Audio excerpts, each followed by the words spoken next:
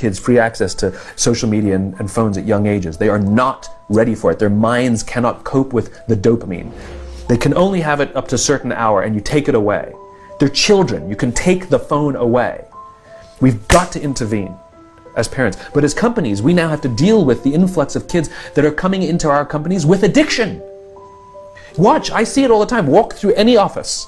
You'll see the older employees have their phones on the sides of their computers as they're working. You'll see the youngest employees have their phones face up in front of their keyboards between their arms as they're working. And this is how they work.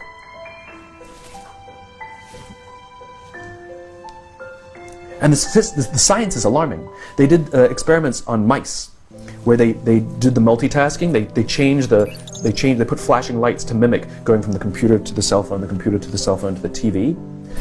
The mice that were exposed to the changing lights, it took them 3 times longer to solve a maze than the mice that weren't, and the damage was permanent. There is a subconscious reaction to these devices when we use them, okay? What if I were to hold my phone while I'm talking to you? I'm not checking it, it's not buzzing, it's not beeping, I'm nothing, I'm just holding it. Do you feel at this moment that you are the most important thing to me right now? No, you do not. Because there is a subconscious reaction we have to the device. When it is out, it makes the people around us feel that they are less important.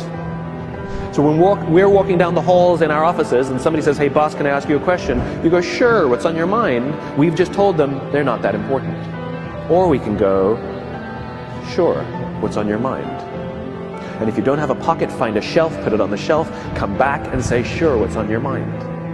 When we show up to a meeting, or a lunch, or a dinner, with our colleagues, our clients, or our friends, or our families, and we put the phone on the table, we have announced to everyone in the room that they are not that important to us.